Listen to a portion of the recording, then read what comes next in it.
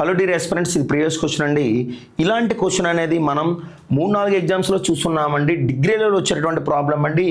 The taxi charges in a city, fixed charges and additional charges per kilometre.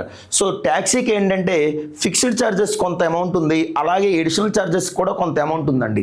Fixed charges ఏంటంటే distance of up to 5 కిలోమీటర్స్కి ఏమవుతుందంటే ఒక fixed charges ఉందండి.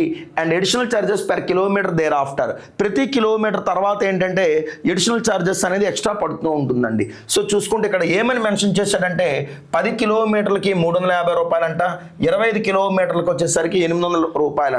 So చూసుకుంటే ఇక్కడ ఏమైందంటే డియర్ ఆస్పిరెంట్స్, ఫిక్స్డ్ చార్జెస్ నేను ఏమనుకుంటానంటే ఎక్స్ అనుకొని, అడిషనల్ చార్జెస్ నేను 5y రాసుకుంటున్నానండి. సో ఎంత అంటే ఇక్కడ అమౌంట్ 350 రూపీస్ అవుతుందండి.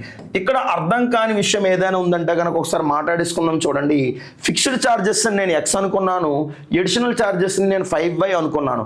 ఎందుకంటే 10 కిలోమీటర్లో 5 కిలోమీటర్ అనేది ఏంటంటే ఫిక్స్డ్ చార్జెస్ కాబట్టి 10లో 5 తీసేస్తే ఏమవుతుందంటే రిమైనింగ్ 5 కిలోమీటర్స్కి 350 రూపీస్ అవుతుందండి. సో 5 + 5y = 350 రూపీస్ అండి. అట్లాగే నెక్స్ట్ కంటిన్యూషన్ ఏంటంటే 25 కిలోమీటర్స్కి ఏమవుతుందంటే 800 రూపీస్ అవుతుందండి. ఏమవుతుందండి ఇక్కడ 800 రూపీస్ అవుతుందండి.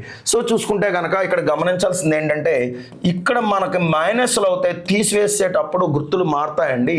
సో -15y = -450 రూపీస్ అండి.